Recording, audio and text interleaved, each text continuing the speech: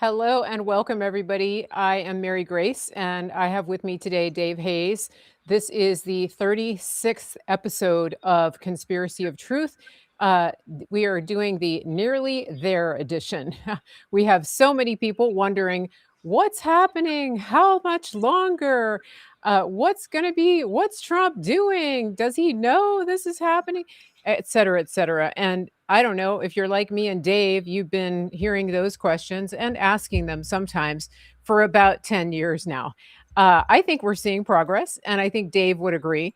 And so today we are back with you to discuss some of our thoughts and our observations about what is going on with President Trump, with the United States, with his foreign policy, domestic policy, all of that stuff. And one thing I want to remind everybody is that we are doing a conversation. This is our conversation that we have as friends. And I'm not interviewing Dave. He's not interviewing me. We're going back and forth and sharing our ideas and observations. And if that's not why you came, if you were looking for an interview, I do recommend that you can go and find some of Dave's other interviews that he's done. He was recently on Elijah Streams, and so that was an interview, etc. But today's not it. So we don't want to disappoint you, but we're just going to keep going with our conversation. We are live today on X, on at Mary Grace. We are live on Facebook at Mary Grace Media, The Mary Grace Show. We're The Mary Grace Show on YouTube if they haven't deleted us. And we're also Mary Grace Media on Rumble. And I think that's it. So please share. Please let us know that you're here today. Say hello. It has been quite a long time since we have had this conversation, and that's mostly because of me. I needed a break, so I took a break, and we're back. And also, Dave was writing another book, and we're going to talk about that too.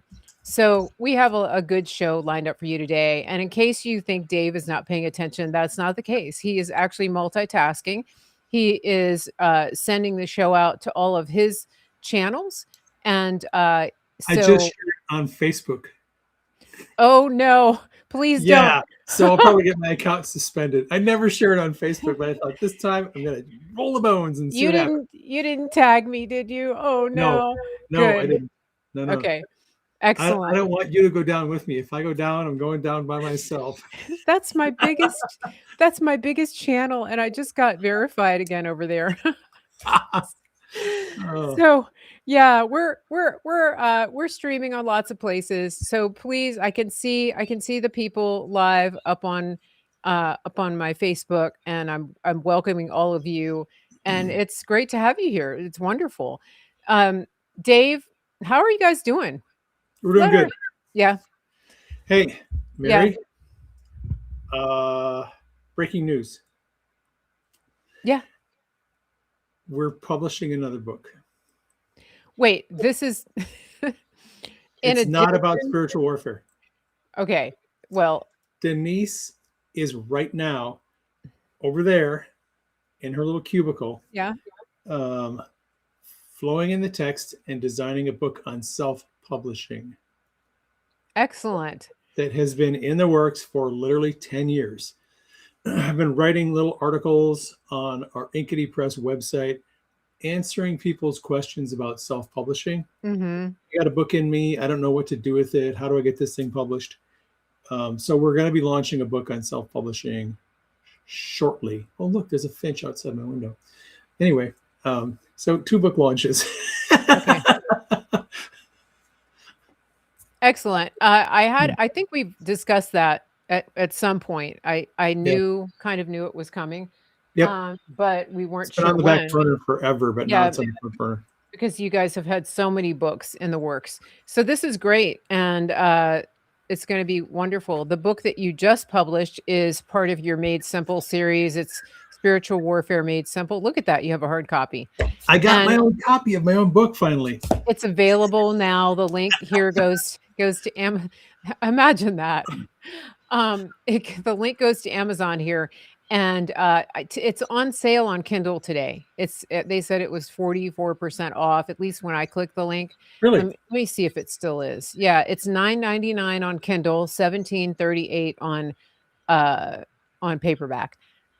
So I do encourage everybody to do that. Now I have a link to my storefront where I have listed all of the Praying Medic books.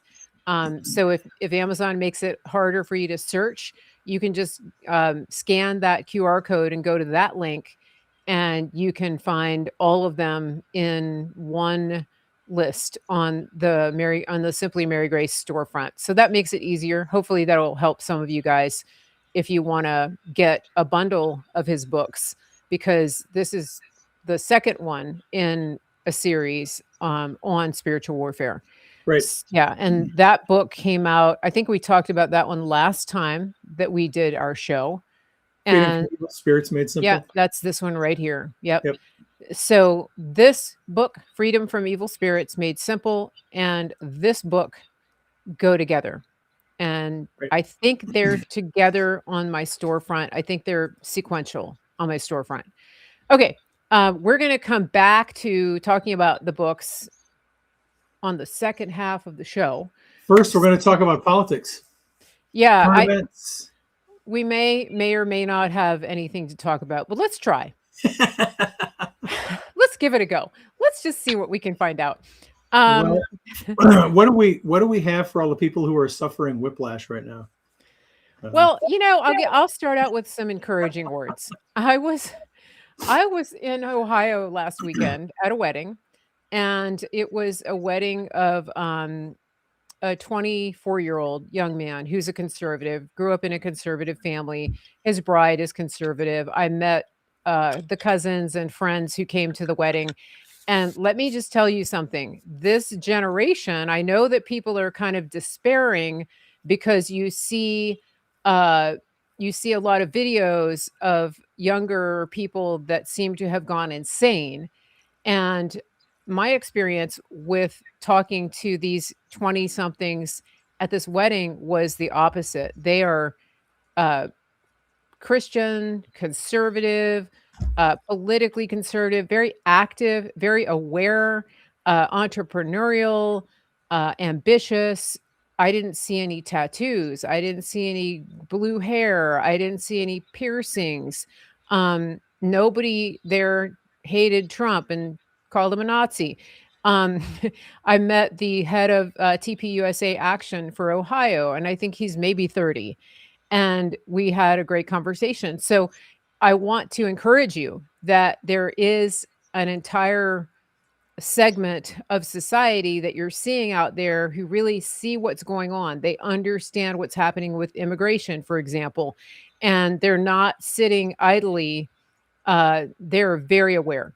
And in a lot of cases, they're very vocal about what they're seeing. So I just wanted you to know that. And I hope you find that encouraging. I really found it encouraging to talk to those guys. And also it was great because the bride and groom plan to have kids. They plan to have babies. They're going to have a family, which is something that we're not seeing from a lot of younger people. And that is something that we're really encouraging, younger people to do earlier than later. So it was a great positive experience. And it was probably one of the best weddings I've ever been to. They thought of everything. So that was nice. So yeah. Okay. Now politically, somebody has objection to my tattoo comment. I'm sorry, but if you're 20 years old and your entire body is covered in tattoos and piercings, then something's deeper is going on. Okay, that's all I'm going to say about that. I'm not saying Christians can't have tattoos. That's not what I'm saying. You know the demographic I'm talking about. Let's not be obtuse. Okay. So, Dave, you said to me the other night that you texted me and you said, I think something's happening. I think the Iranian regime is going to get what's coming to them. Something like that. Yeah. And then today, President Trump posted a Moab on his Truth Social and this is what we call a Moab right here. The And mother of all bombs. it says, thank you for your attention to this matter. Okay. And then before that, he posted the what he calls the Shady Bunch, all of the former, Susan Rice, Clapper, Comey, Brennan, Obama, all the criminals in yeah, their jumpsuits. yep, in the orange, Valerie Jarrett, don't forget her. So very, very interesting. I mean, he's Yeah. really signaling a lot of Well, and consequential. along with that, there's all of this messaging about a deal with Iran in which they will surrender all of their uranium, surrender their nuclear program, play nice in the sandbox with all the other kids. They'll take a nap and have their grain crackers and milk at lunch like everybody else.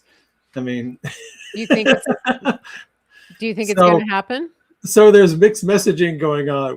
Which Yeah. which version are we watching? And if you have not caught any of Scott Adams and his messages on how there's 2 movie screens going on in the world right now, and some people are watching one movie and other people are watching another movie. Trump world is one long freaking psyop.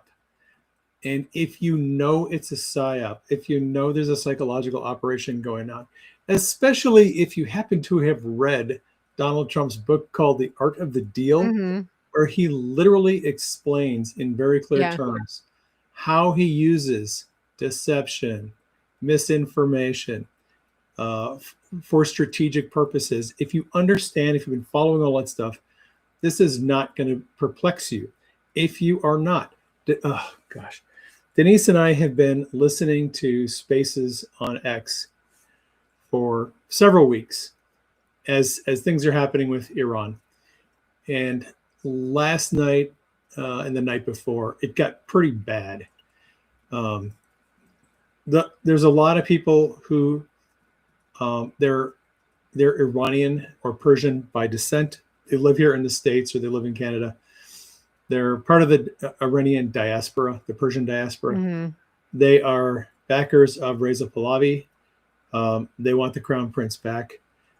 And they're desperately clinging to hope that Trump is going to take out the IRGC and there's going to be regime change and the Iranian people will be given a chance, some help to take back their country. Yeah. That's what they're hoping for.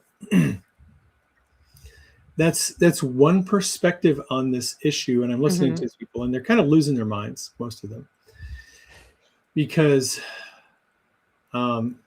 things are not happening the way they want them to happen. Right. And I just saw somebody on Telegram in my news channel say, I feel so bad for the Iranian people. This is terrible. Trump said he was going to be there. Hang on, help is coming. And this isn't help coming.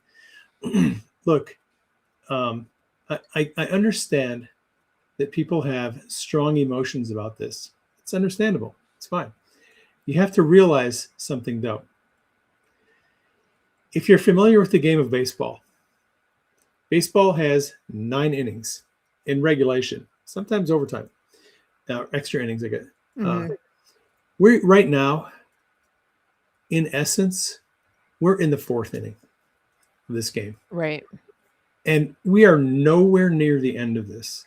It is way too early for people to be blackpilling and saying, this isn't going to work out. This isn't what you promised. These people are going to be left to die on their own.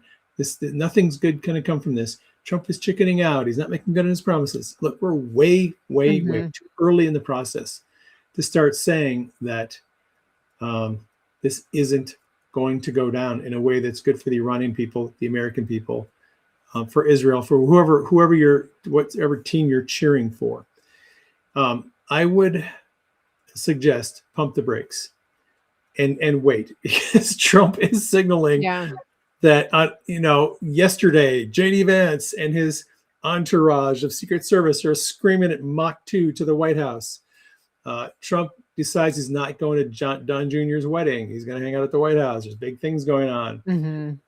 Lots of heavy breathing about, well, this is it. We're going to be dropping bombs on the regime again, right? And then there's all this messaging about a deal is in the works.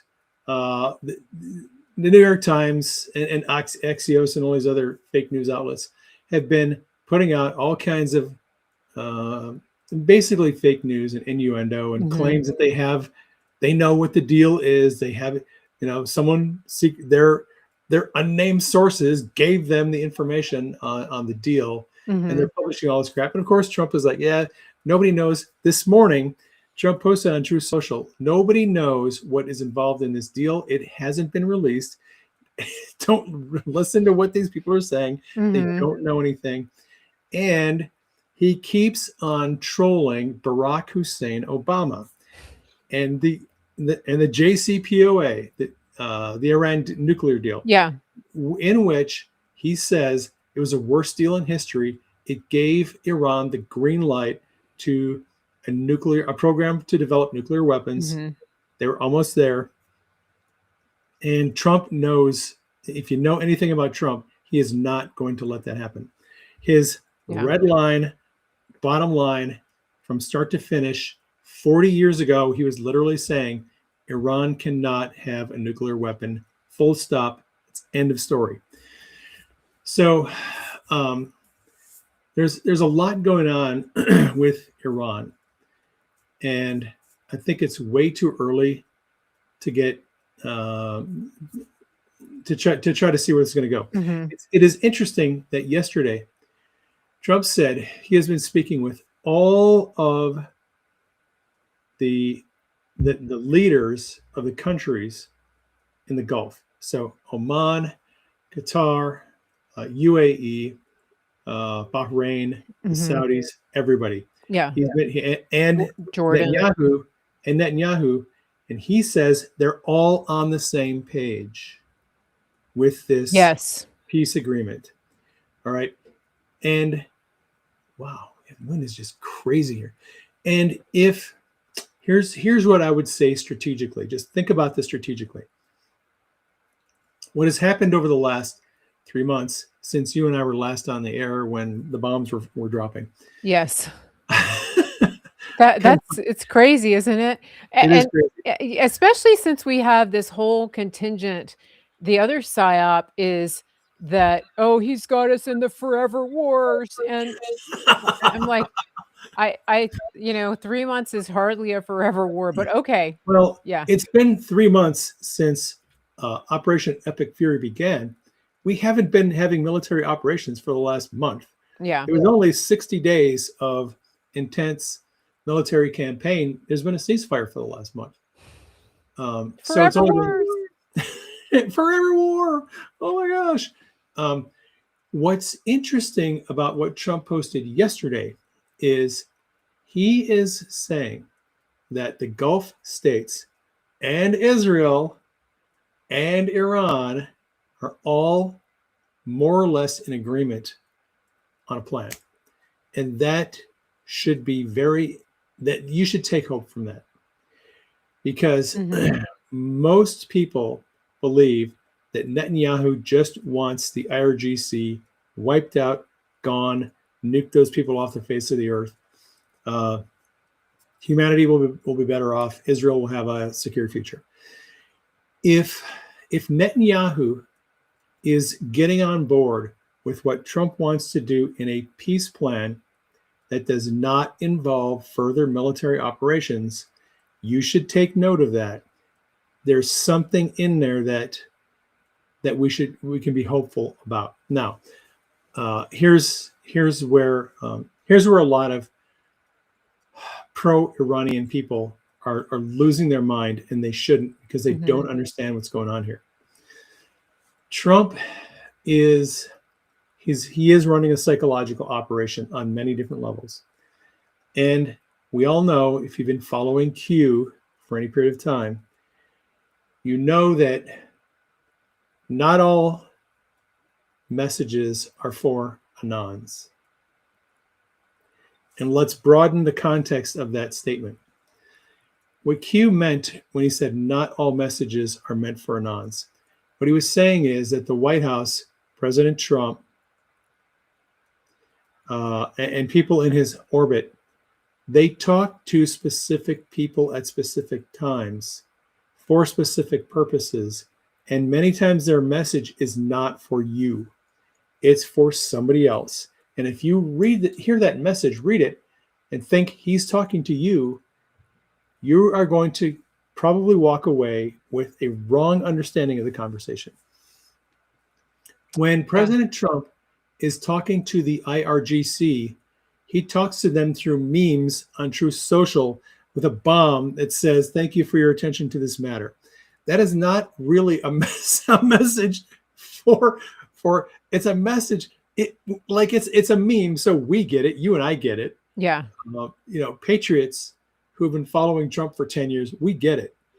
But the other people who are out there looking at this going, what the hell is, like, on one day he's talking about peace, and the next day he's posting memes about bombs. He is messaging different groups of people. Mm-hmm. The bombs, the Stan Scavino flying the B-2 memes, the videos, right? Scavino is messaging the IRGC. He's messaging the Iranian regime. He's not messaging you or me, or he is sending a message to them. Right. He is trying to get them nervous, anxious, fearful that they're going to get another ass beating.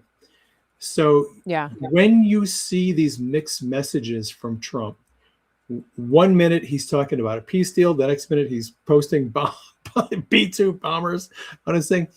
He is messaging different groups of people, and you have to know who each message is intended for. Some messages are intended for the Iranian people. Some are intended for the Israeli people. Some are intended for conservative voters. Some messages are specifically to members of the Senate. He has a targeted audience when he posts these messages, and you have to have an understanding of who is he talking to. When he sent this message, I look at a lot of those messages and go, that's not for me. I know who that's for. It ain't for me. So don't get discombobulated over President Trump's mixed messaging. He has multiple groups of people that he's talking to at a single time, and within each post, he has a targeted audience, and he's not some schizophrenic nut job who's smoking crack and drinking Jack Daniels at 2:00 in the morning, posting drunk on social media. He is very specific, and he has targeted audiences, targeted messages, and he's conveying those messages to the audience at the right time for the right purpose. So just keep that in mind when you see all the things that are happening. Yes, I agree. And I think that's a good point. One thing I want to say too is, Trump has been working on this for a long, long, long time. And the fact that he has these, the leaders from these different Gulf states assembled goes back to his first administration when he initiated, with the help of Jared Kushner, the Abraham Accords. Right. And if you don't know about that, I would go and research that a little bit. One way to find out about it is from Jared Kushner's book, Breaking History. He goes into detail about it. And I do recommend that because it will give you... It's a great book. It is a good book, yeah. And there's one chapter where he explains how he got set up Trump's trip into North Korea across the DMZ.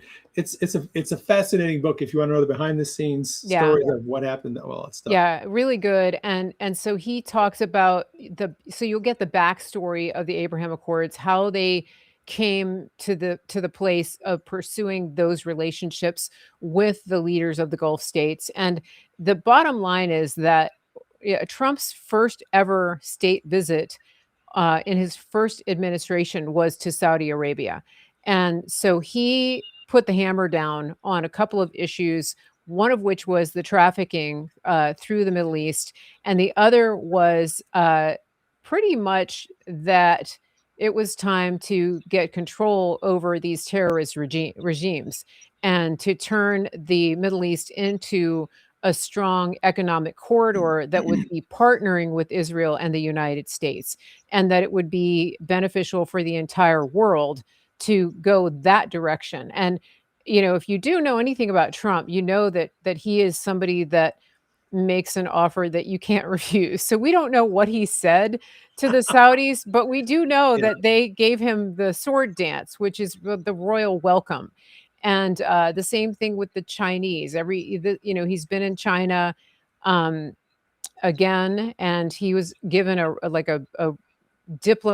really strong, almost royal welcome, VIP welcome, and he was taken the first time into the Forbidden City. I mean, these things are not insignificant, and for people who say that he's doing the bidding of Netanyahu, that he's doing the bidding of China, he's doing the bidding of Russia, no, he's not. What he wants is world peace, and he's tweeted about that so many times. I mean, he literally tweeted one day and said, "I just want people to stop killing each other." And so it's really in his heart to have peace on earth and prosperity, and for each nation to be prosperous in their own right and to build their own nations. He's getting us out of the system where America was footing the bill and paying for the security and the welfare for every single nation on earth. And that's not a bad thing. It's actually a good thing, but it's making him the enemy of people who have benefited off of the largesse of all of those programs throughout the world. So fast forward to where we are now, and what you see with Trump and what you see with these negotiations is, yes, it's critically important that Iran come to heel, but it's a much bigger play that Trump is making, and he's got at least a dozen plates in the air. And if anybody can manage it, it's him, but it's not easy.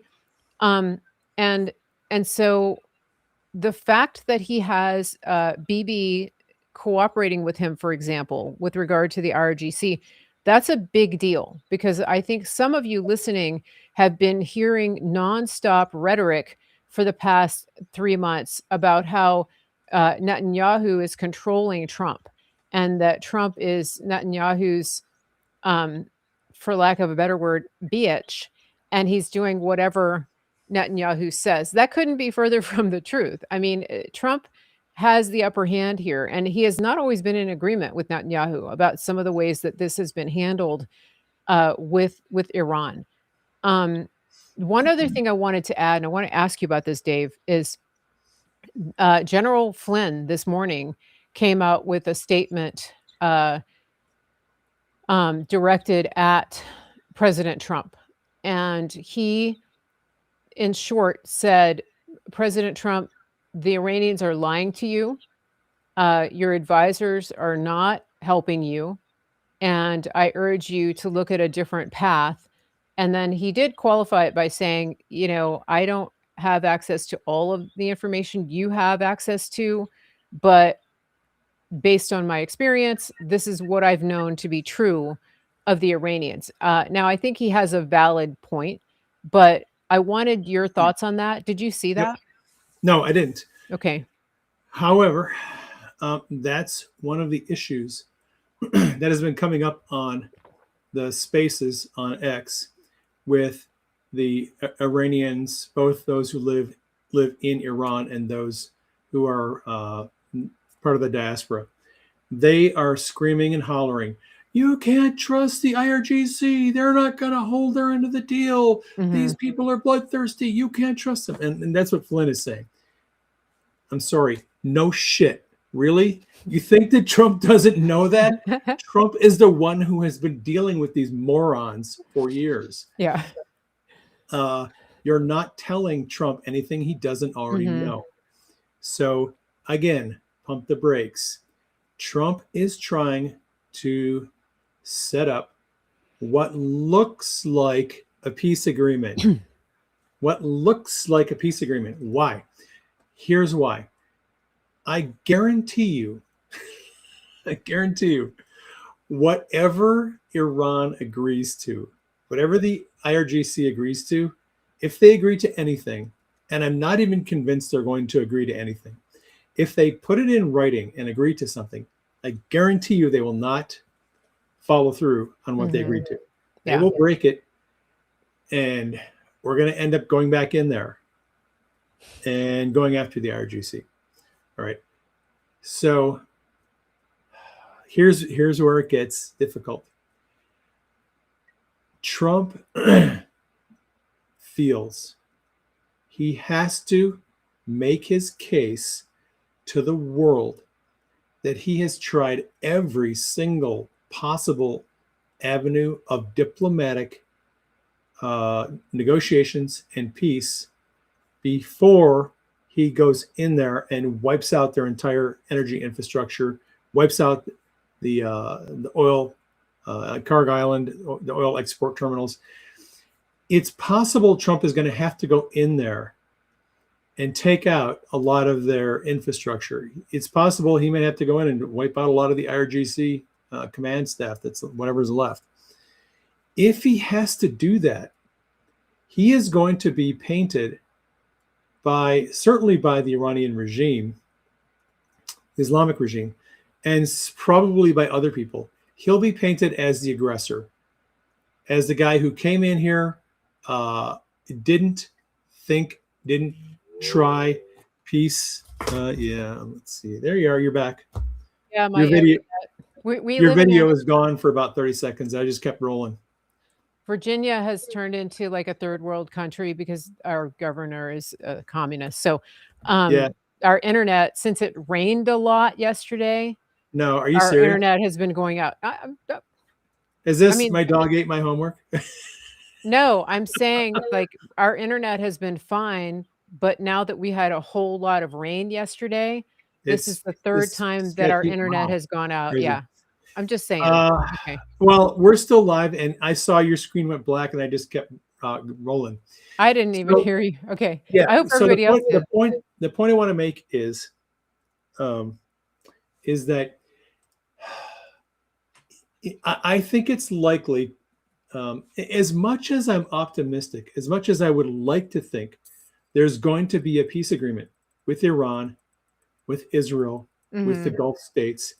That would be amazing. That would be awesome. Yeah. Trump has been talking about expanding the Abraham Accords, getting Saudi Arabia in, getting some other countries in. That would be awesome. I'm not convinced that's going to happen. I highly suspect that Iran is not done fighting. Those people don't know how to surrender. They just don't. They're a death cult. They believe that they have to wage jihad. And if they wage a good war, that they're going to bring the 12th Imam, and they have this apocalyptic view of the future. And so that's hard to get around. And despite Trump's optimistic portrayal of these negotiations, I'm not convinced that the IRGC is going to honor anything that they agree to. And I highly suspect we're going to end up going in with more military, more missile strikes, more bombing, and we're probably going to have to send in special forces teams to dig out that damn uranium and get it out of the country. I mean, this. I think it's going to be a long operation. So the people who are blackpilling, who want us to go in and finish the job, don't blackpill. It's not over yet. The IRGC, they're a bunch of psychos, and Trump knows they're a bunch of psychos. Trump doesn't need General Flynn telling him that the IRGC is a bunch of psychos. He freaking knows that. So why do you think General Flynn is taking this tack on this? Because he wants to be in the administration, and he's not. And that's just how people are when they're career military, career intelligence, and they believe that they've got the inside, the right read on things. They want to be in there, and Flynn is always trying to give Trump advice from the outside. And there's a reason why Flynn is on the outside right now. He's not the right person for the job. Trump is going to have to appoint a new national security advisor. or sorry, a new director of national Yeah. intelligence. Because Tulsi Gabbard, she's out. Her husband has cancer, and she stepped down. So who's going to fill that spot? Who's going to be the next director of national intelligence? I don't know. It's probably not going to be General Flynn. Well, He wouldn't make it through Senate confirmation anyway. right. So one thing that we know Trump does, which is what he's been doing with the AG position, he's done it with other positions, is to appoint Temporary. acting. Yeah. So Yeah. so he'll have an acting DNI who will be able to Probably. accomplish quite a bit, right? Yep. That seems to be a tactic because the Senate is, trying to kneecap Trump at every turn. Right. And that leads me to one question about, I think we should transition maybe to talking about elections, but Okay. I do have a question just for confirmation, because I think it's important. You mentioned Scott Adams talking about the movie screens, and there is a contingent of content creators who for years have been telling us that, based on one little line out of a Q post, that it's all a movie, that it's all scripted, that everybody's an actor, that everybody's wearing a mask, and that somehow Trump and his team have been able to herd this, millions of cats and make them all do what they want to on Q, CUE.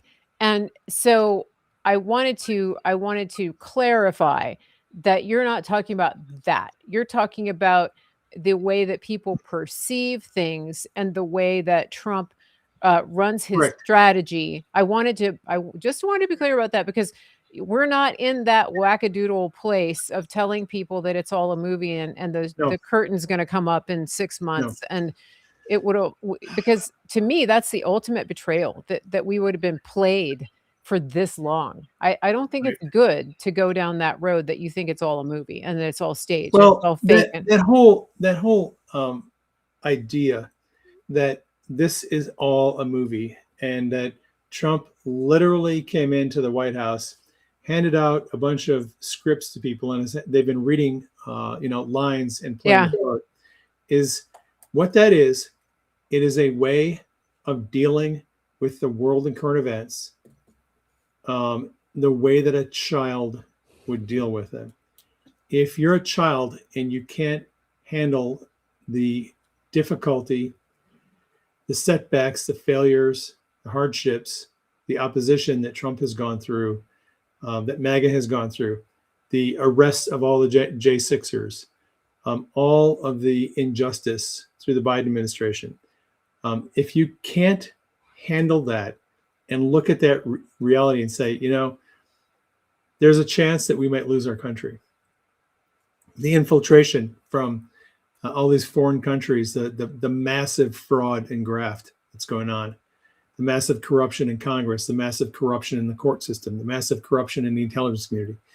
If you don't have an adult perspective and an adult mind where you can deal with all that stuff and hang on to that and see the tension between Trump's people are doing the best they can to fight off all this stuff.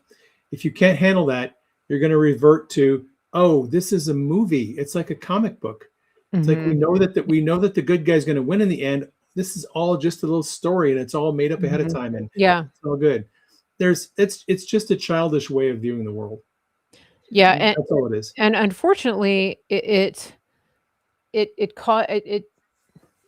very deceptive, and I think it's caused a great deal of harm to people. For example, people like Erica Kirk, who are being told, people are being told from day one, oh, this is all just scripted.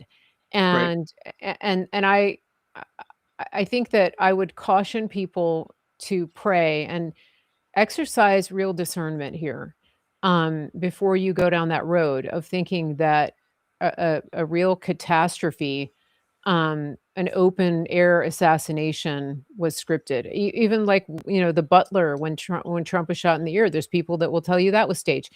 Guys, the mathematical impossibility of that should be the end of that argument. And the right fact there. that people are now coming after Trump on a weekly basis with guns. Yeah. One yesterday. Yeah. Yeah. I mean, Exactly. This is not a movie, guys. This No. is real life. There It's are real evil people out there who are trying to destroy our country and kill our president. exactly, exactly. So, and speaking of destroying our country, elections. Elections. So, for those who have been skeptical of Trump's ability to drain the swamp, I would say look at a couple of wins that we've had, and one of them happened in Virginia, having to do with the gerrymandering of the Supreme Court. Sorry, of the state. The Democrats came in. Just to give you the backstory, Democrats in Virginia came in immediately after the elections in the fall. We ended up with a new governor, basically an ex CIA governor, and a Democrat majority in the state legislature. And so they immediately adopted a 10 Democrat to 1 Republican district map in Virginia. Long story short, there was a vote that was held this spring. Uh, then it went to the Virginia Supreme Court that struck down the map, and said that we had to go back to the 6-5 map, which was agreed on by both parties back in 2020 or 2021.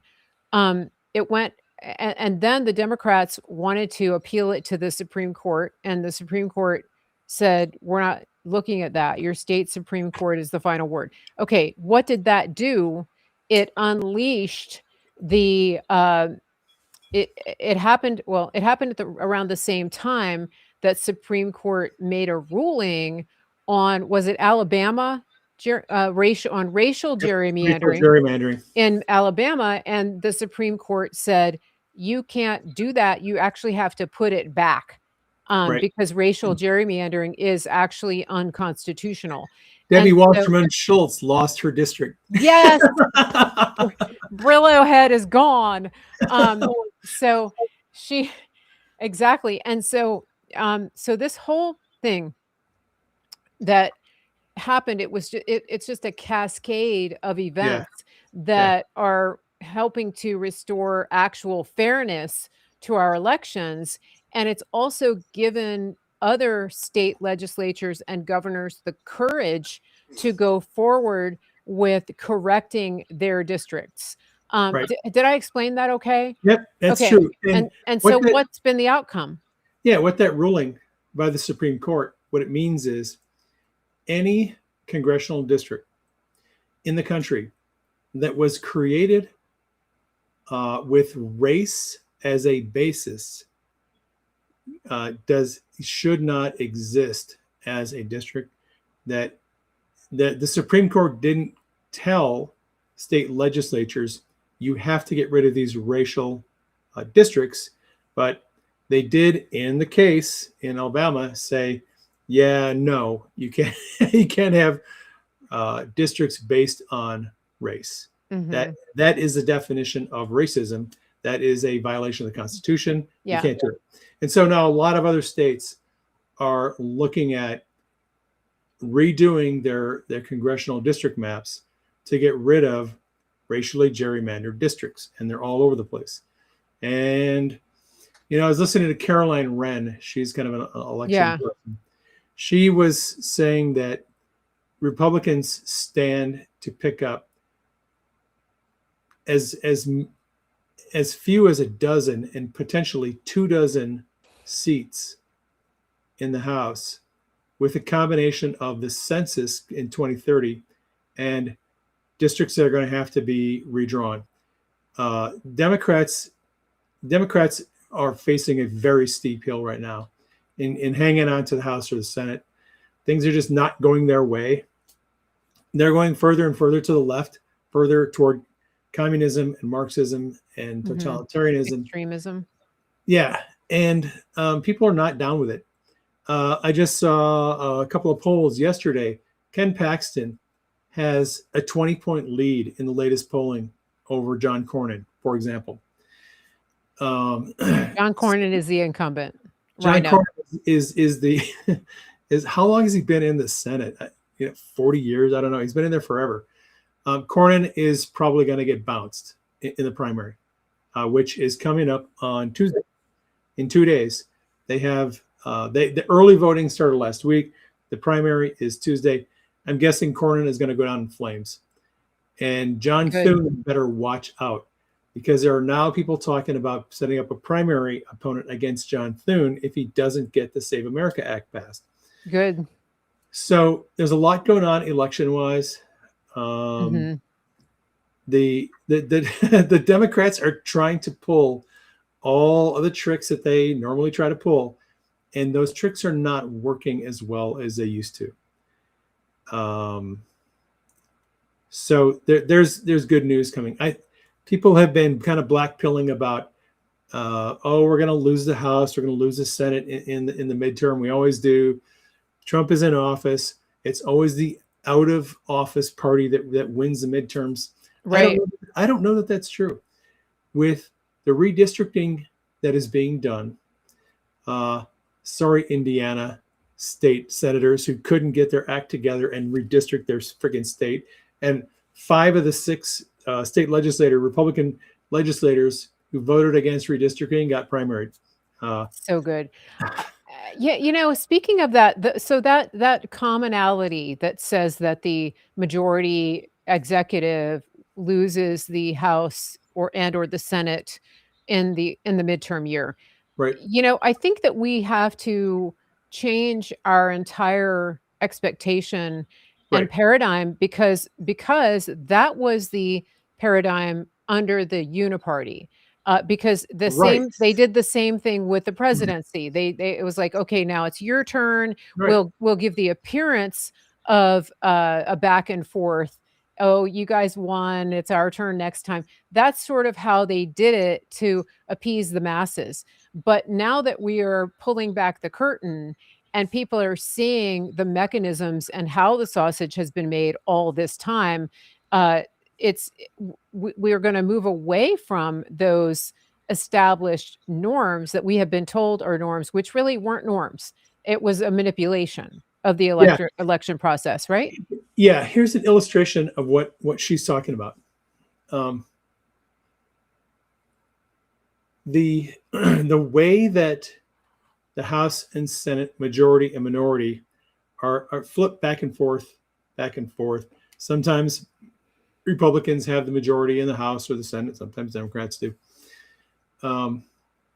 Many people perceive that to be the result of an honestly contested battle, Right. where Democrats Yeah. really want to control the House and Senate, and Republicans really want to control the House and Senate, and they'll do anything to maintain control of the House and Senate.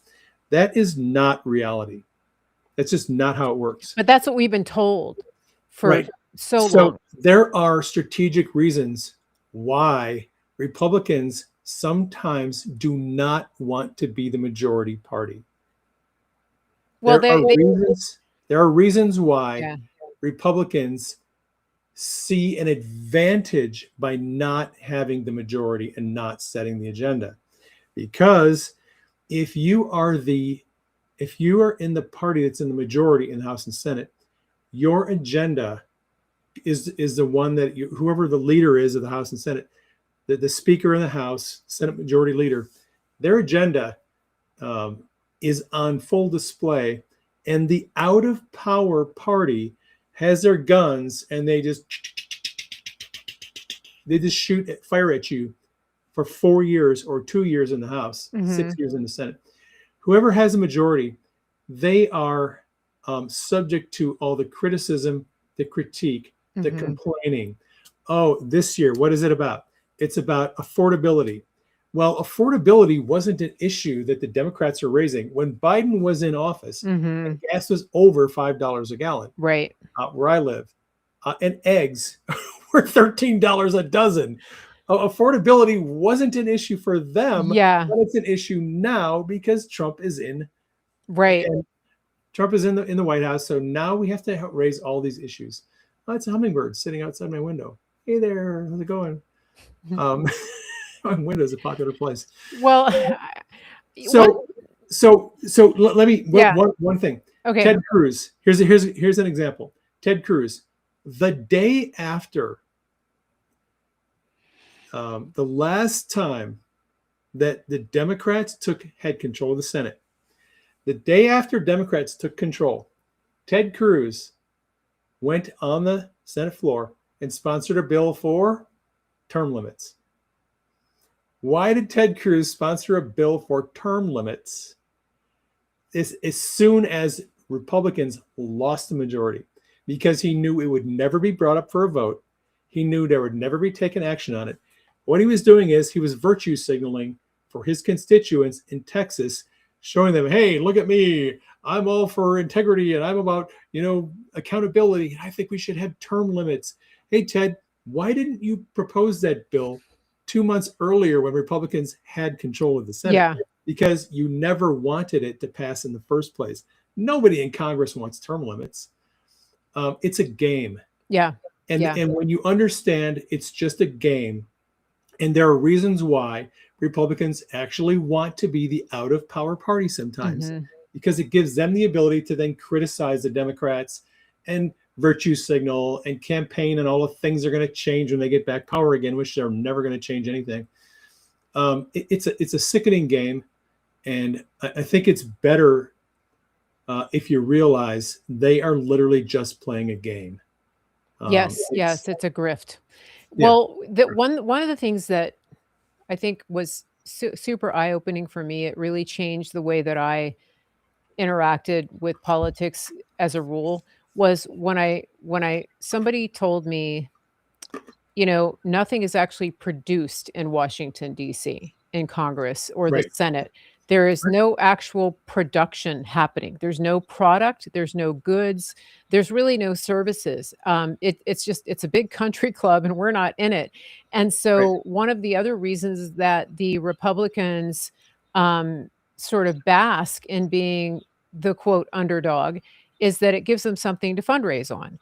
Right. And so, for example, Second Amendment is a huge moneymaker for Republicans when they're campaigning.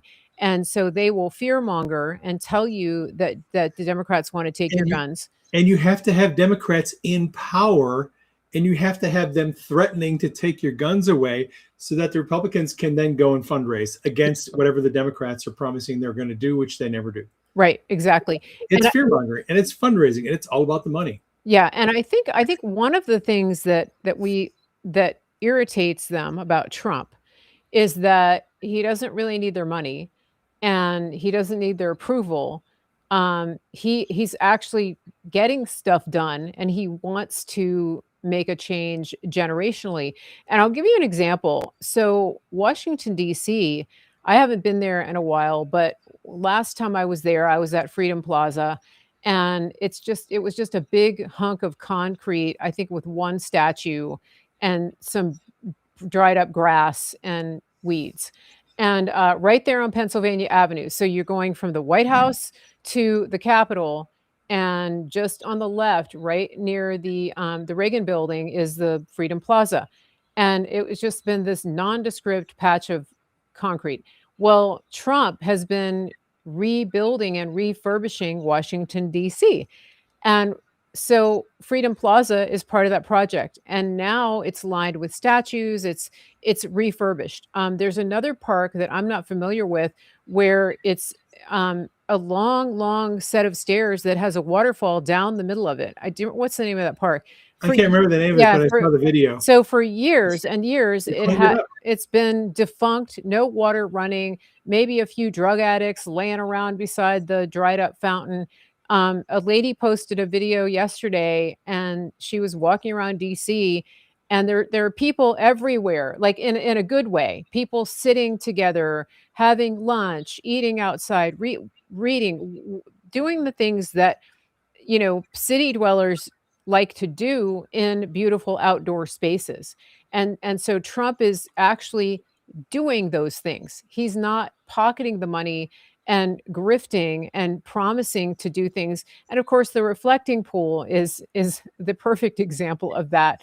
I mean, he's going around, hiring his swimming pool people to fix it. and of course saving money on it, coming in on time, like on ahead of schedule, under budget. And he's doing a lot of it for the America 250 celebration, which is long overdue. They should have started this really during the Biden auto pen administration. But of course, everybody was asleep and trying to put Americans in jail, so Right. they were busy. But and so it's going back to the original point, which is politicians exist to talk and fundraise and make empty promises. President Trump exists to build and fix things and create a legacy, generational legacy, to restore our nation to the greatness that we had 50, 100 years ago. Yep. Big difference. That's why they Uh, hate him. That's one of the reasons they hate him, but they also hate him because he's going to fix the elections. He's exposing yeah. their conspiracies, Russiagate, all of it. You know, I feel kind of bad for the people who hate our country. I do too. A lot of those people are in my family, unfortunately. They have been brainwashed into thinking that America is the worst country ever in the history of the world, that America is corrupt, has no redeeming value. America just needs to be gotten rid of. And it's the Marxists who believe that they can come in and take over and get rid of our capitalist system and get rid of, the corrupt, crony capitalism and Congress and all that, and make something better. They will not look at Cuba and Venezuela and other countries that have had Marxism for decades, and all they've ever been able to make of it is destroyed economy, destroyed lives, no GDP, no standard of living, corruption everywhere. Political dissenters thrown in prison and killed. They don't understand what we have here in America. They just can't see it. And I heard a guy on Spaces the other day. He said something very interesting I've never heard anyone say before. He said, the thing about America is it is unique among every nation that has ever ruled the world. If you look at the British Empire, if you look at the Greek Empire, look at the Roman Empire, look at the Persian Empire, all the empires of the world through history, all of them, without exception, have, when they had an advantage over others, they use that advantage to their benefit to make themselves more powerful and to bring other nations under their control. Rome did it. Greece did it. The Babylonians did it. The UK had the most powerful navy, the British Navy, and they conquered and they went out and colonialized the world.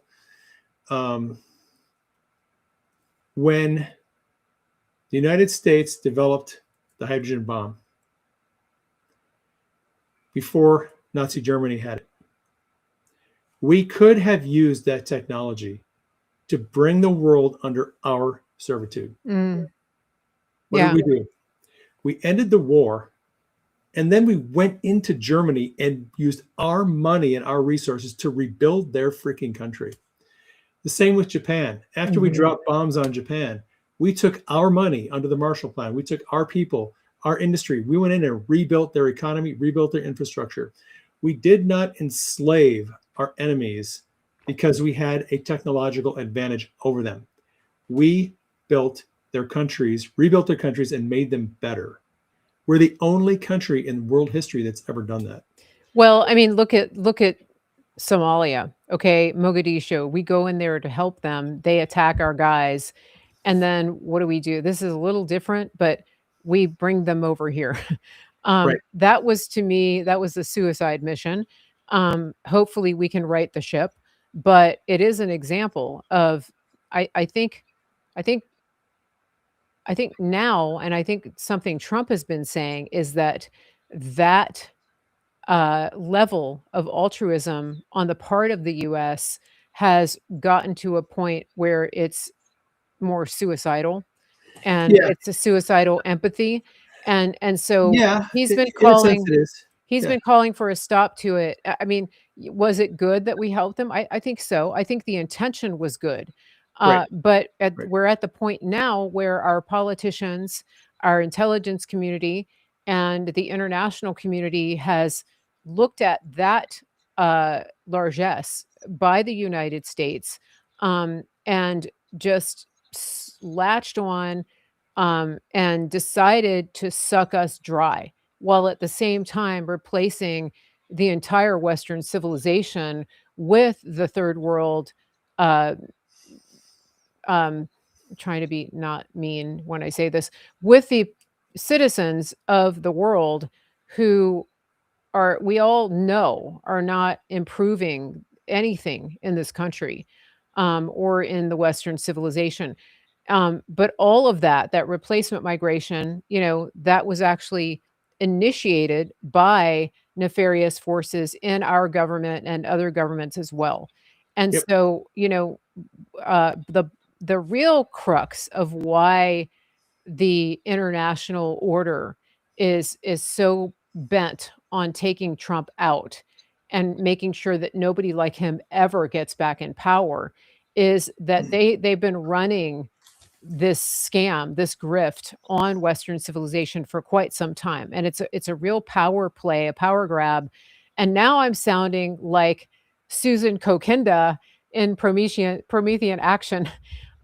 Somebody asked about her earlier, uh, and I recommend that people take a look at their channel, because I think they're doing a good job of putting out some measured and reasonable analysis, historical analysis and context about everything that Trump's doing. I don't want to go too far into that, because they do a good job already. But I would definitely recommend people go there.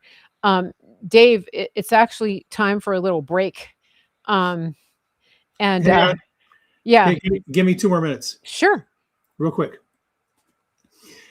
Um, going back to what I was talking about earlier, with how the United States developed an atomic weapon Yeah. and did not use it against our enemies. We used it to end a war and then bring peace. We've had a world peace, relatively speaking, for the last 80 years or so. There have been skirmishes. There haven't been any world wars since World War II. Okay. The reason why Trump will never let Iran, cannot let them have a nuclear weapon, is they're not like us. We, the United States, can be trusted with our nuclear weapons. We're not going to fire them indiscriminately. What we saw in the first 2 months of military activity in the Gulf, what did we see? Iran indiscriminately launching drones and missiles at UAE and Qatar and the Saudis and everybody else. They weren't even launching them at Israel, their biggest enemy. Why? Because it was too far away. All the other countries were closer. And also hijacking civilian ships and holding them hostage in the and what that did was it hopefully it showed the world, look, these people cannot be trusted. You can't trust them with a 9mm pistol, let alone freaking nuclear weapons or an intercontinental ballistic missile. So Trump's using that leverage on the Gulf Coast states to try to bring them to their senses and say, look, you can't trust these people. Work with us. We will help stabilize this region so you don't have to worry about this crap anymore. Number one. Number two, the end game. The end game was told to us by Q. It was revealed by Bibi Netanyahu, oddly, in May of 2018, when he brought out all the evidence that Mossad had exfiltrated from Iran about their secret nuclear weapons programs that went under the radar, under the JCPOA, where they were building a secret nuclear facility in northern Iran and one in Syria. And the goal of all these globalists was to let Iran build a nuclear weapon so they could hold the world hostage with their nuclear arms, start a nuclear war, and then when the nuclear war was over, we would then get rid of all international borders and have one big global community that the globalists would rule over. That's their end game. Trump knows that's their end game. That's why someone should have stopped Kim Jong-un from getting nukes back 15 years ago. But we absolutely have to stop Iran from doing it. And that is the bottom line. Trump is like, they can't have a nuclear weapon. Look, he knows what their plan is. Their plan is the globalists want a wild card country like Iran to have a nuke because they want a nuclear war. That's what they want. And I think it's important, it's critical to understand that Iran is not acting independently, that Iran is a proxy for rogue actors who are, we call the globalists, who are pushing the propaganda. So, for example, the propaganda that would have you believe that Trump is a madman, that he, can't be trusted, that he's irrational, that he's making rash decisions, that he's going to bomb this country or that country. That is projection. They're projecting onto him the actual truth about the IRGC and the people running Iran. Those are the people. I mean, you hand Iran anything with the trigger and it's like handing a drunk baby a gun. Okay. So have you seen the chimpanzee with the AK-47? Right. Well, it's like Rubio said. He goes, the only thing worse than a communist is a dumb communist. Okay. And so that's pretty much what we're dealing with, is, you have these extremists. And I think that when you understand the underpinnings of this extreme ideology and how it was, how it came into being, it was always the international intelligence community that has been responsible for this, because it's their way of holding the regular people like us hostage to their solutions. And we saw this especially during the pandemic, right? They create the crisis and then, oh, look, they have the solution. Right, exactly. And so this is where we are, it's always, we're going to create a crisis and then we're going to offer you a solution. I mean, 9/11 crisis we created. Yeah. So look at 9/11, you have the entire globe under the control of the security industrial complex. And people are going, sure, check my bags, sure, because I want to be safe. And the thing is, you were already safe. And then they created this crisis and made you used fear to put you in a position of willingly giving up your constitutional freedoms in America. Okay. Later, we still have people wearing masks. Oh, sure we do. And the big thing now on my next door is the measles. So yeah, it's really big problem, especially the unvaccinated people, because they're the ones who are putting everybody else at risk. I'm like, well, so if you're some commercials. We'll do commercials because I'll go down a whole nother tangent there. Yeah. And then we'll come back and talk about your book. Dave knows me too well. I'm going to do a little commercial break. This is a time for you. Don't go away. Don't turn your volume down because my commercials are good. And refresh your beverage, whatever it is you need to do. Take care of your personal ministrations. And we'll be back in just a second. Dave's going to go off camera here for a second. And yeah, he's not going to leave. He's just going to be muted. I'm going to go get some more fizzy water. We're going to mute him. Okay. Yeah.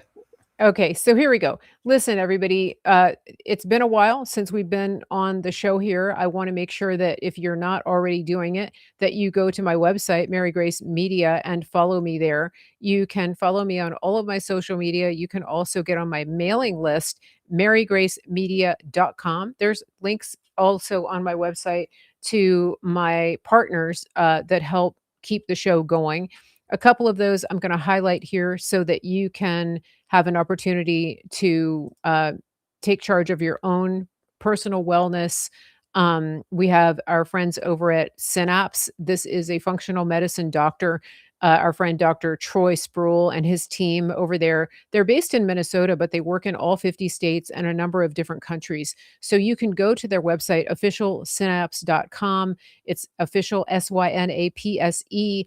You can book a free discovery session. And functional medicine is basically getting to the root of what's going on with you. And so if you've been dealing with traditional medicine and you're thinking that it's just not the right direction and you're not getting answers and you want to be proactive, I recommend that you scan the code and go check those guys out. Also, supplements. It's become more and more obvious that the supplements that you're getting from big box commercial retailers are not always what they're telling you they are. They're not tested for purity. They're not vetting them for authenticity. If you go to my wellness store, you can get the name brand supplements that you are looking for. And we work directly with the manufacturers. And so you can go to Mary Grace Wellness, not .gethealthy.store. And we have everything that you're going to find on these other websites. We have Subscribe and Save. We have 10% off for new customers. So please go check that out. You can find the link on my website as well. One of our other sponsors that we love is our friends over at griddownchowdown.com. This is American grown, American processed, freeze dried beef.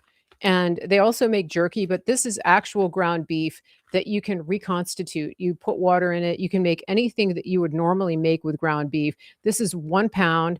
It's very light because they took the water out, and all you have to do is put water back in it to make the recipes. Go to griddownchowdown.com and get as many packs as you want. They have a subscription model as well. You get a monthly delivery. Please be patient with them because they are a small family-run operation, and so it may take them a day or two to get your order out. But it's worth it, especially if you want to prep, if you're worried about not being able to have access to electricity, cooking, things like that. Freezers, melting food, things like that. So griddownchowdown.com, promo code Mary Grace. Tell them I sent you. And then, of course, it's graduation and wedding season. So why wouldn't you be shopping at mypillow.com to get all the towels, sheets, rugs, dog beds, pet beds, everything you need for the home?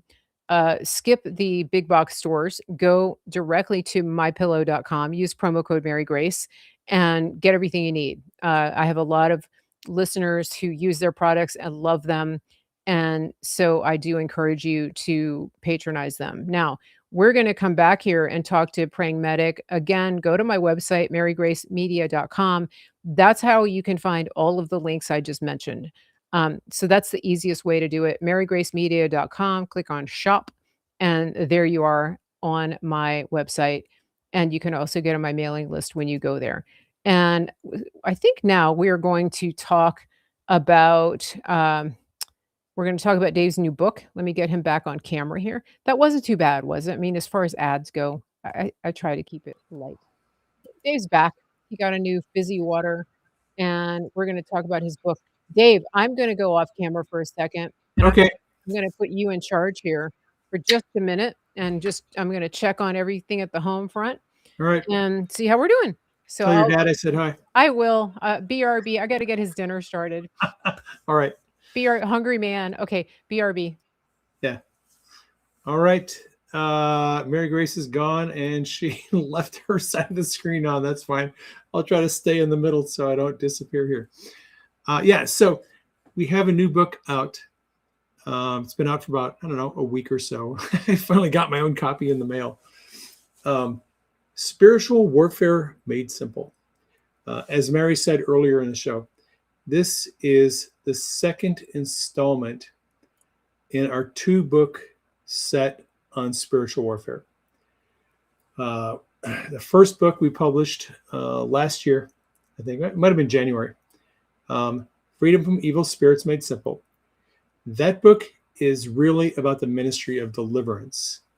It specifically focuses on the different kinds of demons, evil spirits that people have that how we come under their influence, how we can be set free of them. Everything from religious spirit, spirits of pain, spirits of addiction, the Jezebel spirit, and the orphan spirit. There's many, many different spirits that can afflict us. And so that book is specifically about deliverance. This book, Spiritual Warfare Made Simple, we kind of pull back the camera lens and look at the big picture of spiritual warfare. So this book covers subjects such as territorial spirits, how to conduct warfare against territorial spirits, spirit-led mapping. What is spirit-led mapping? The Kingdom of Darkness uses different strategies and tactics to build bases of power. And a lot of the architecture of the Kingdom of Darkness is built on sort of like what I would call grid lines. There are geographical lines, geographical places, locations that are used by the Kingdom of Darkness for human sacrifice, for idolatry, for witchcraft, various practices. A lot of that has a geographic, it's done with geographic patterns. And people who do a lot of intercession and warfare actually receive revelation from the Holy Spirit about how these geographic patterns line up, how the places, the structures in these demonic strongholds are built. And then they receive revelation about how to basically deconstruct those strongholds of darkness, how to pray against them, how to do warfare against them, how to disassemble them one part at a time. That's kind of a brief introduction to spiritual mapping. There's a whole chapter on that. And there's a very good illustration about how this technique was used by Ana Mendez Farrell and some other folks, intercessors, who took down a very, very old demonic stronghold in Peru that had killed tens of thousands of people through sacrifice. So that's the kind of thing we're looking at in Spiritual Warfare Made Simple. It's a big picture look at communities. One of the chapters that is in this book is actually an excerpt from an article by a friend of mine who goes by Al Mack, and it's called Gatekeeping in Your Neighborhood. And in this article, he explained how he came to God one day and he was whining about all the drug dealers in his neighborhood and all the sketchy people in his neighborhood who were involved in criminal activity. He was whining to God, like, God, why don't you get rid of these, drug dealers and all these sketchy people, all this crime in my neighborhood? And God basically talked to him and said, hey, why don't you do something about it? And he was like, what do you mean? What am I supposed to do about it? And the Lord taught him that he has authority over his neighborhood. He's the highest ranking spiritual authority in his neighborhood. And so God taught him how to establish gates in his neighborhood. At the entrances and exits of his neighborhood, he established gates in the spirit. And he told the gates, you're not going to allow evil spirits to come in.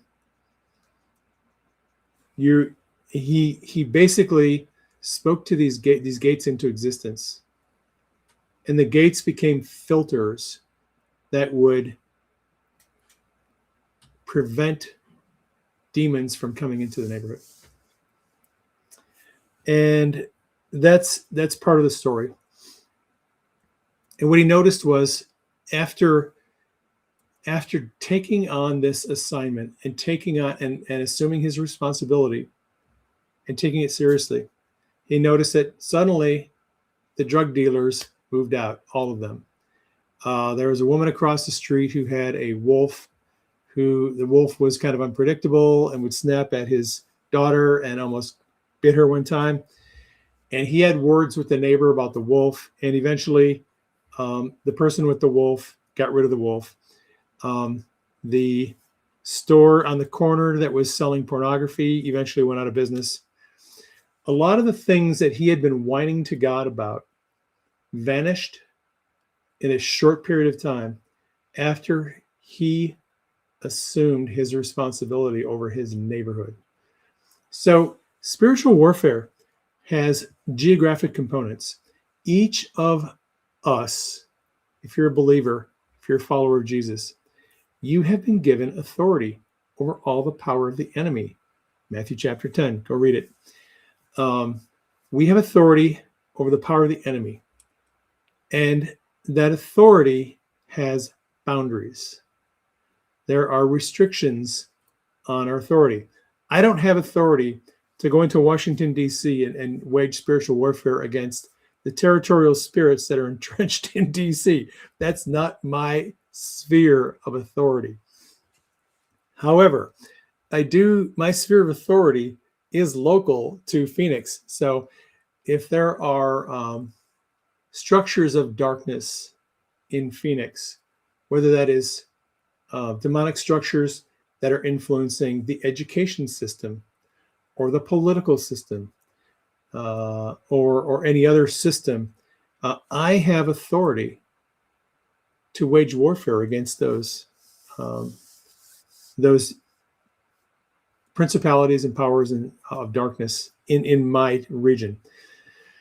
And that's kind of what this book breaks down. It explains again the issues of authority, assignments. How do you know if God has given you an assignment? Several chapters on divine assignments. What is a divine assignment, and how do you know if God has given you an assignment? I have a lot of assignments from God. Many of them come in dreams. When I published the first book, My Craziest Adventures with God, I'd finished the manuscript. I emailed it to my editor, Lydia, and that night I had a dream where I was writing a book about seeing in the spirit. I was like, oh gosh, I have another assignment. God, for me, God gives me a lot of assignments in dreams. The science fiction trilogy that I'm working on, we already published the book Opturius. There's 2 more books. God gave me the entire story arc for the whole trilogy in a dream. That was an assignment, right? So this book goes into how does God give us assignments? How do we know that we have an assignment from God?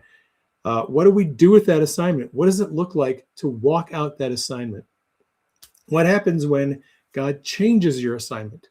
You're doing something for God. You feel like it's your calling, it's your assignment, and then suddenly, boom, everything shifts, and it almost seems like, wow, I don't think I'm on that assignment anymore. I think God is moving me to something else.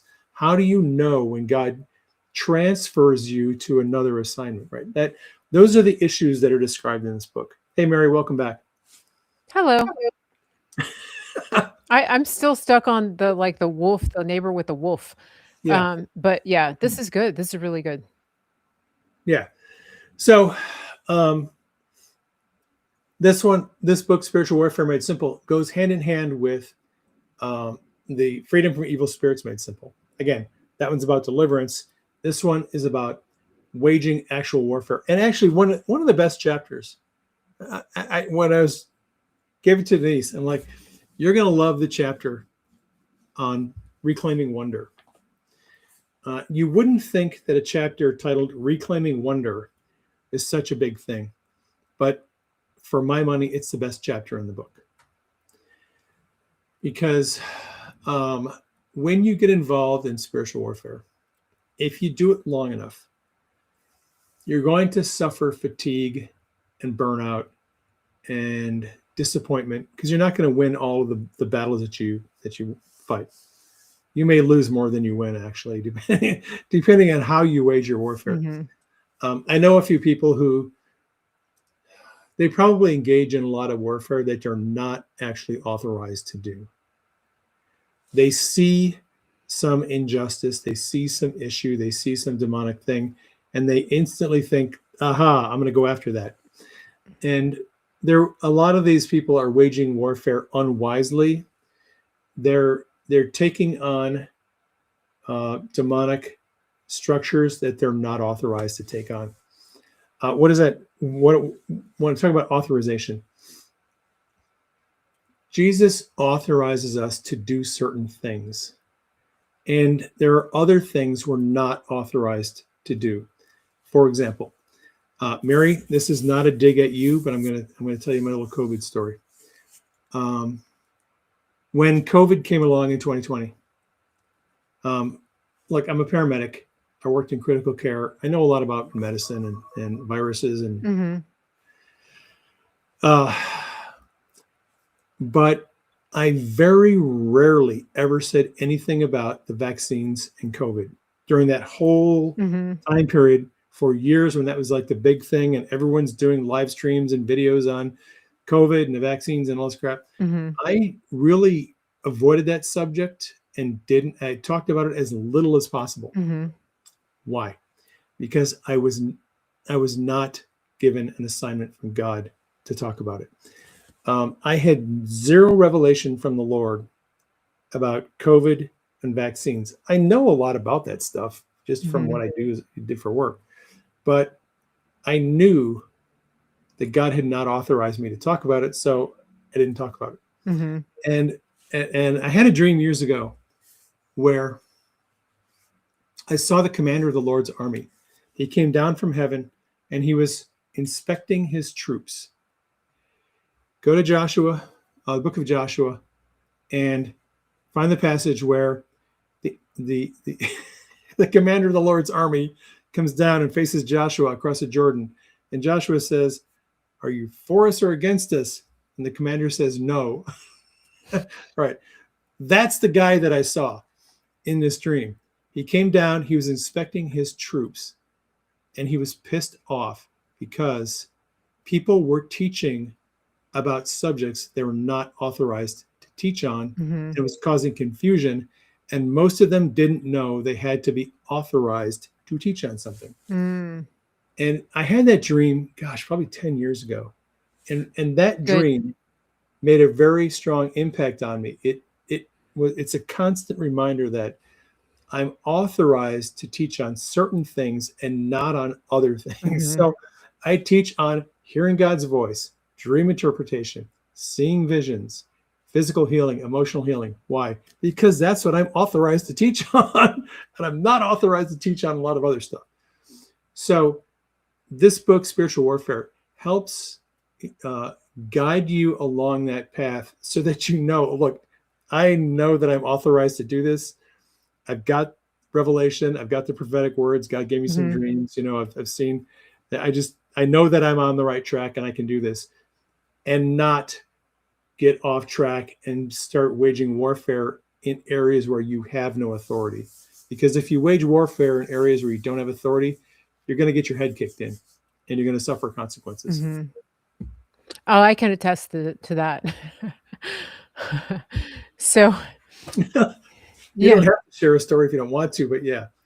Well, I this not on the COVID front. I think the most recent situation that I was dealing with, like really starting a year ago around this time, was an assignment that I took on without fully vetting and praying whether it was God's calling me to do that. Oh, yeah.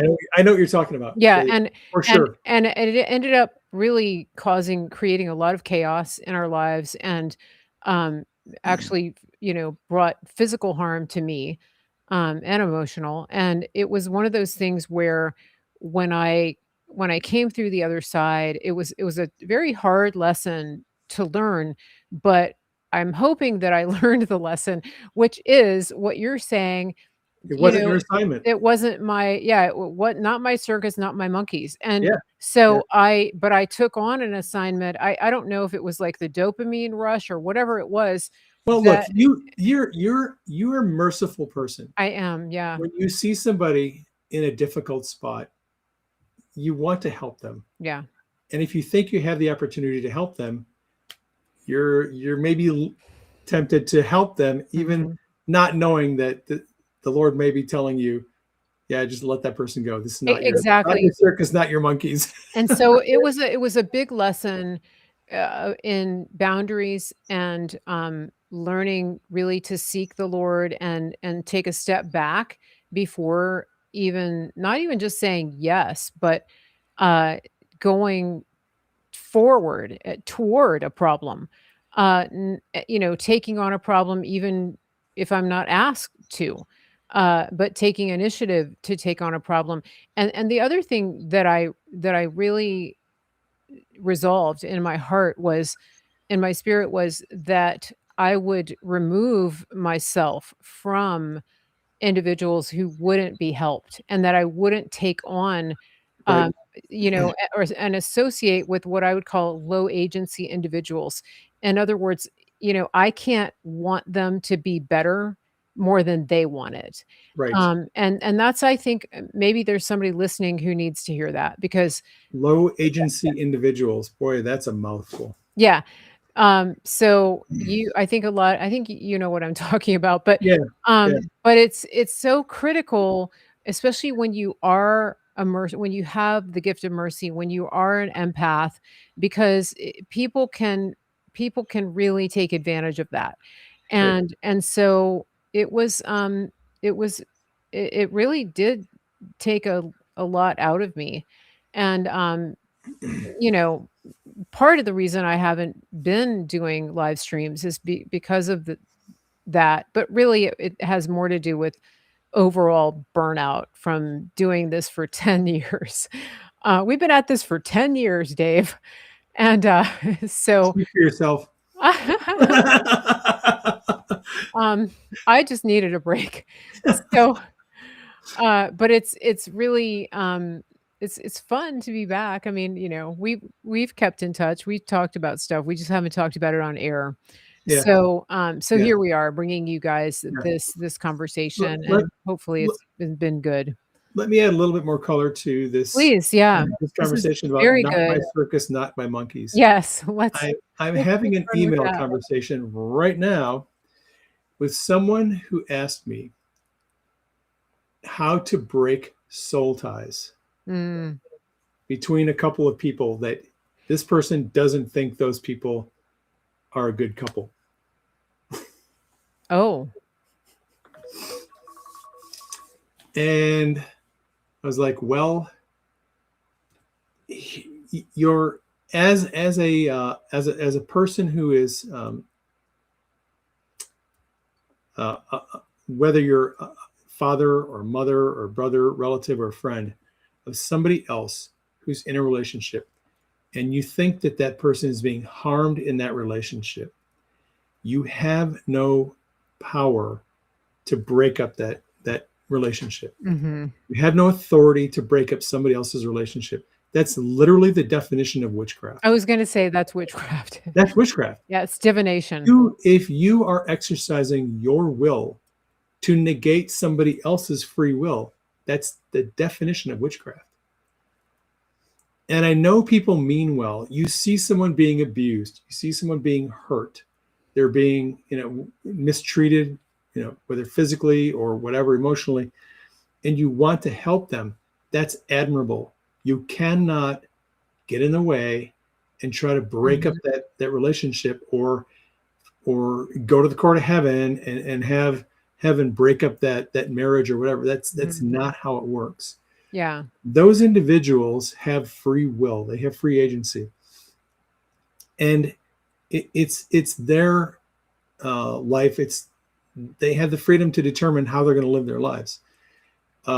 If someone is in an abusive relationship and they can't see that the best thing for them is to get out of that relationship, well, what you can clearly should do is pray for them.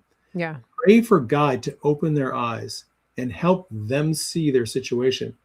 And Mhm. pray that God will help them wake up to the truth and leave. You can always pray for somebody in a bad relationship to leave, but you don't want to you don't want to try to manipulate that situation or manipulate the individuals to force them to split. Mhm. And you can pray for God to send somebody into the Yeah, situation to that's speak to them that's as well. either witchcraft or it's just pure manipulation. Mhm. And I know a lot of people. I've known a lot of people over the years who will intentionally cause trouble in the relationships of other people because they want to control an individual. They don't think you should be with that person. I don't think you should Mhm. have that job. I don't like you living in that city. I'm going to do whatever I can to make it hard for you so you don't live with that person, don't have that job, don't live in that city. That is control and manipulation, and that is of the devil. Yeah. That is not what we're called to do. Uh, Yeah. again, Yeah. I think you, so. you need to know what your boundaries are, and what your sphere of authority is.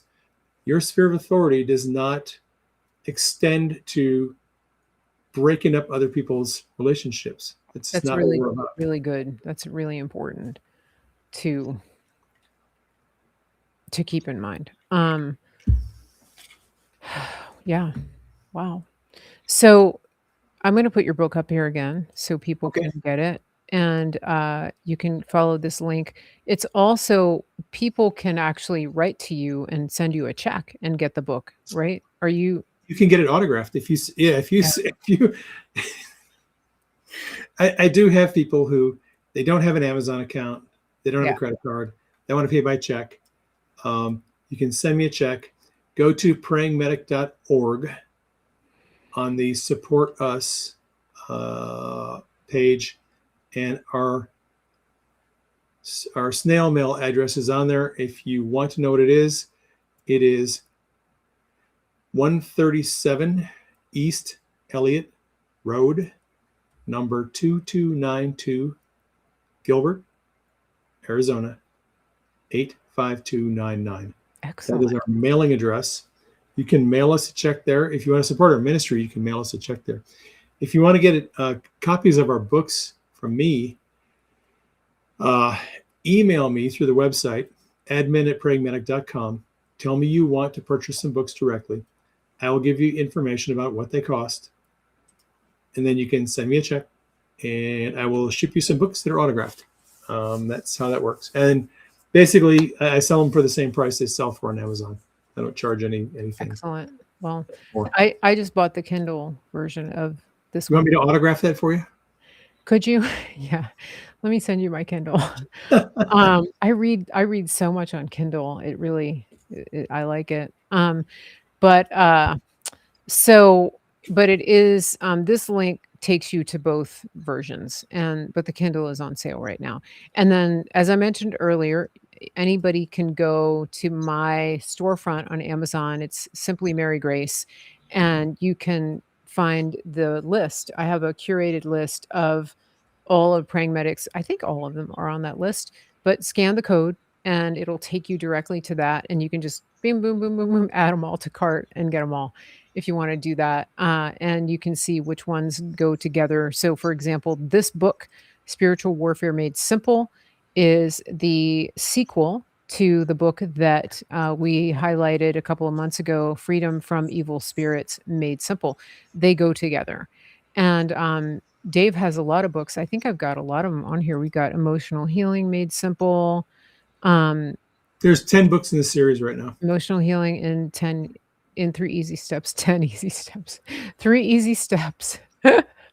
Emotional healing in 10 complicated steps. Not really. Yeah. Oh, Marriage for Wisdom for Marriage Made Simple. Let's see. Oh, this is out of the series Obturius, your science fiction. I have not read that yet.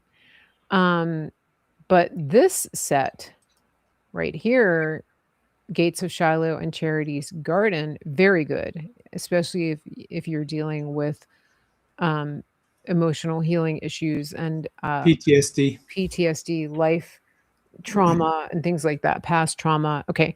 Dream interpretation made simple. Look at this. We got the whole list. So, really, if you want to, oh, here we go, emergency preparedness off the list. But basically, oh, power and authority made simple. I've got them all here. Yeah. So, the easiest thing to do, just go to the Praying Medic books on Amazon, and that's where you'll find them. Or you can just look up Dave Hayes or Praying Medic on Amazon, and also Barnes and Noble, right? Yes. Yeah, your books are on Barnes. Amazon, Barnes and Noble, Apple Books, Nook, Kobo, you name it. They're available on all the platforms. Excellent. Okay, so Dave, it's about time to wrap up here and feed the people in my house. Yep. And you guys probably need to get going. Is there anything else that we want to cover? I mean, I think I'd like for us to do this again soon, because we're going to be coming into midterms, and I'm sure we'll see more developments with Iran. And there's a lot of primary elections going on right now. So we do want to be paying attention to that. Yeah. And, pray for Trump, pray for his family. Right. We also saw that there was, that an Iranian terrorist was planning to execute Ivanka Trump and had the blueprints to her house in Florida. That's not creepy. And this is not the first time the Trump family has been targeted. Don Jr. and Vanessa were targeted during the first administration or during the election. And so, it's not easy being a Trump. Even his grandchildren, like his granddaughter Kai, has Secret Service. And so they need your prayers. Yep, for sure. Pray for their safety. Yeah, pray for their safety. Pray for the Secret Service, that he would have good people around him, and that God would expose anyone who's not up to the job. And that includes all over his administration, everybody. Pray for the grand jury in Florida. Oh, do tell. Hearing evidence on the grand conspiracy under the leadership of Joe diGenova now. Okay. And that is for the Russiagate, right? Russiagate. That's for Russiagate, yes. Yeah. So we're going to be hearing about that in the coming days. Yes, and there's a lot going on. As always, we encourage you to go outside, touch some grass, look at the sky, leave your phone behind, unplug, and when you are following the news, be careful who you follow, and please just be careful about going down rabbit trails. And if something sounds too crazy or too good to be true, like it probably is, right? And it's sort of like, when it comes to the information space, think of it the way that you would think of money or investing. If it just sounds too perfect, take a step back. If somebody is telling you something that has that feels clickbaity, or super urgent, or that's anything that massively speaks to your confirmation bias, be wary of. Yeah, and that also kind of speaks to your that really gets you emotionally tied up. I would say be very aware of that, because there's a lot of information ops happening right now to keep you in a heightened state of fear and anxiety and angst. So keep that in mind, and that would be very helpful. So it's good to see everybody here today. We've got a lot of people listening, and if you're coming back for the replay, we do encourage you to leave comments and share and subscribe, so that you won't miss our next show. I do ask that you go to my website, marygracemedia.com, and get on the mailing list. I do send an email before we do our show, usually the day of. We don't pre-announce. It just doesn't seem to work out too well when we do that. So we typically put a notice out maybe an hour or two ahead of time. Anything else, Dave? Nope. That'll do it.